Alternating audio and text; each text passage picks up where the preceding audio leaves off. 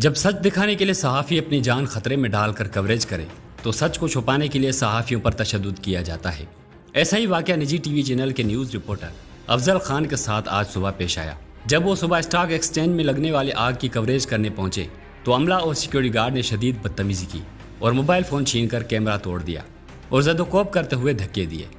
Stock exchange के अमले और सिक्योरिटी गार्ड के ऐसे अमल से सहाफ़ी बिरादरी में शदीद गम और गुस्सा पाया जा रहा है।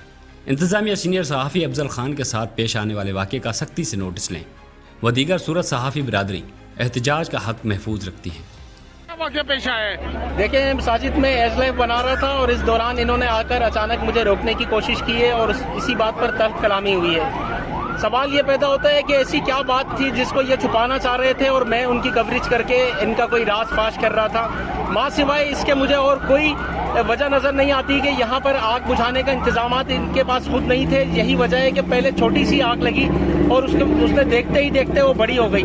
फिर उसके बाद जब हम कवरेज करने आए तो हमें रोकने का क्या जवाब है। इस स्टॉक एक्सचेंज के ऊपर दहशतगर्दी का हमला हुआ, हमने वो भी कवर किया है। हमें पता है कि कवरेज के दौरान किस तरह से अपने आप को सेव करते हुए कवरेज करना है। किसी को हमें सिखाने की जरूरत नहीं है। हम एक महफूज मुकाम पर खड़े होकर कवरेज कर रहे थे। इन्होंने हमसे मोबाइल फ़ोन छीने हैं। उसके बाद हमारी दिगर जो साथी हैं सहाफ़ी वो आए, उनको धक्के दिए हैं, मुझे धक्के दिए हैं, कपड़े फाड़े हैं, कैमरे तोड़े हैं, मोबाइल फ़ोन छीने हैं। तो मुसलसल इनकी जानिब से जो है वो किया गया है। फिर उसके बाद इनका जो पूरे गार्ड्स थे, जो पूरा अमला था, वो यहाँ पर आए तो उन्होंने बहुत नाइंसाफ़ी की है और इसकी ये काबिल मुज़म्मत है। मैं इसको सहाफ़त के ऊपर हमला करार देता हूँ। वाक़तन सहाफ़त पर हमला यही है कि फील्ड रिपोर्टर को फील्ड में रिपोर्टिंग करते हुए इस तरह से ज़दोकोब किया गया और उनको रोकने की कोशिश की गई।